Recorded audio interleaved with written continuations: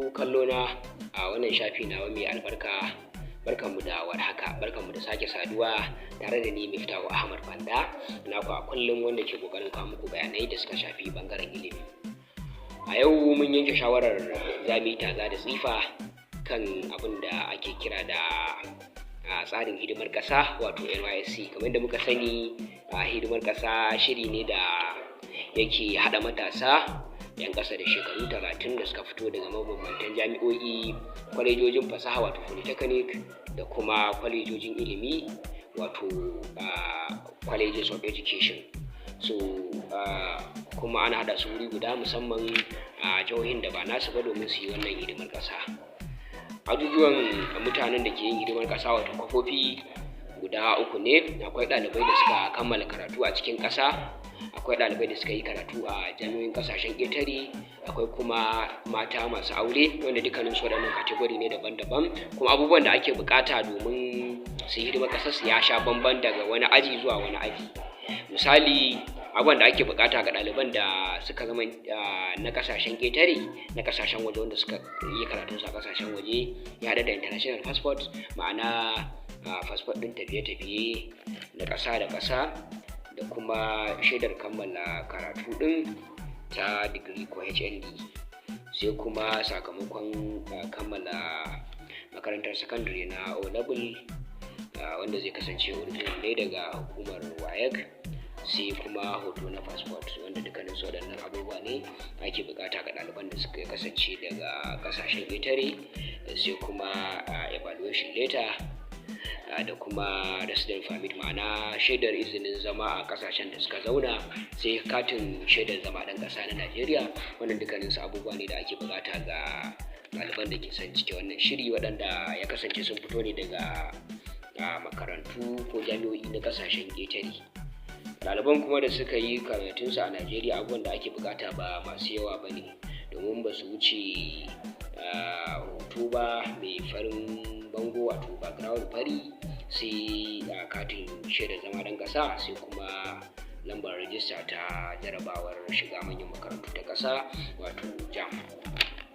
Sannan ga mata kuma waɗanda ke da aure, abin da ake buƙata a gurinsu, domin su a tsarin da muka sani ana ajiye su ne a jihohin da mazajen su na aure suke. So abin da ake buƙata akwai takardar shaidar wannan aure wato marriage certificate, sai kuma takarda ta jarida wacce ke bayyana canjin suna da matar ta yi daga suna na mahaifinta zuwa sunan miji kenan, sai ID card na mijin nata, wannan ka iya zama ID card na ɗan ƙasa ko na aiki, sai kuma bill utility wanda zai iya zama na wuta ko na ruwa, sai shaidar zama ta mijin nata na ƙaramar hukuma, da kuma slip wato takardar shaida ta ɗan ƙasa, da kuma sakamakon kammala sakandare wato O-level.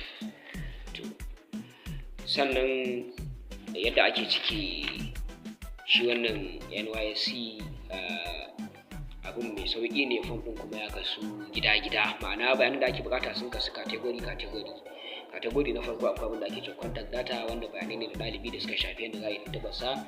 Akwai abin da ake buƙata a jiki ya kai wajen guda 20 har da 3.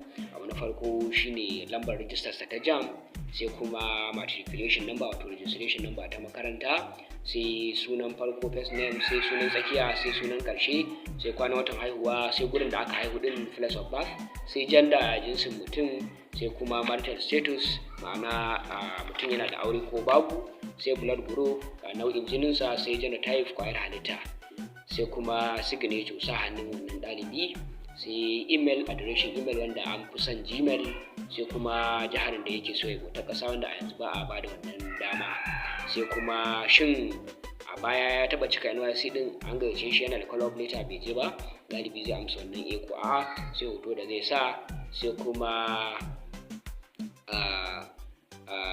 ƙasarsa nationality ɗinsa kenan da jiharsa, da kuma ƙaramar hukuma. Sannan akwai adireshin inda ake zama wato contact address, da kuma adireshin ainihi family address wanda zai iya zama mutum, misali inda yake zaune daban, inda aka haife shi daban, to wannan adireshi guda biyu za su sha bamban. Sannan sai garinsa ko ƙauyensa.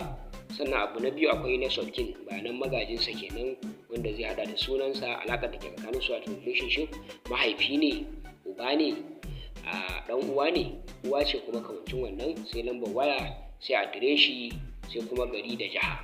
Wani abubuwa ne da ake bukata. Sai kuma bayanan ko ta kwana wato emergency, wanda ana cika su ma mutum zai cika bayanan wanda idan an samu wani abu na ko ta kwana za a tuntuɓa, kamar sunansa, dangantakar da ke tsakanin su, lambar wayarsa da kuma adireshi da gari da jiha duka.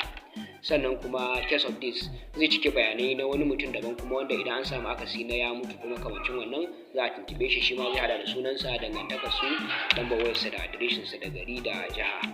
Wannan shine. Sai makarantun da ya halatta, da farko zai cike firamare ɗinsa, daga wace shekara zuwa wace, sannan wace shaida aka bashi, sannan sai ran da ya gama kuma, sannan sakandare ma daga wace shekara zuwa yaushe yayi, sannan wace shaida aka bashi da ran da ya gama. Sai babban makarantar da yayi, ita ma zai sa sunan makarantar da shekarar da yayi zuwa san da ya gama, da course ɗin da yayi, da kuma shaidar da aka bashi. Sannan mutum jami'in tsaro ne, zai cika cewa jami'in tsaro ne ko makamancin wannan. Sannan kuma yana yin wani aiki a Najeriya, in yana yi zai cika, an baya zai cika. Sannan ko shi soja ne, soja na sama ko na ƙasa ko na ruwa, duka zai cika. Sannan kuma zai cika cewar an taɓa bashi wata lambar girmamawa ta ƙasa, ko ɗan sanda ne shi, duka zai cika. Sannan kuma harsunan da yake magana da su duka zai rubuta. Sai jihohin da ya taɓa ziyarta duka zai cika. Sai kuma bayanai na irin kayan da yake son sawa, manya ne, ƙananu ne, wanda wannan ba dole bane kuma ɗalibi zai iya bari in ya je, zai samu dukkanin kayan da suka dace da shi. Wannan shine bayanin a takaice. Ina godiya bisa bibiya.